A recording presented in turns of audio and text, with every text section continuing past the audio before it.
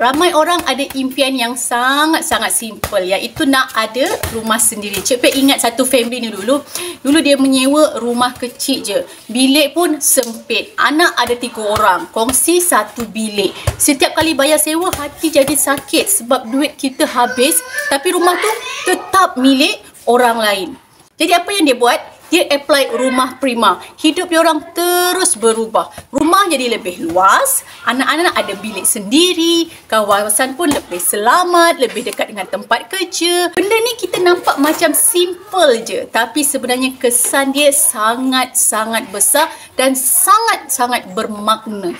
Itulah bezanya bila kita ada rumah sendiri dan kita duduk menyewa. Sebab bila kita ada rumah sendiri, kita akan rasa lebih stabil, kita akan rasa lebih secure daripada kita hidup berpindah randa.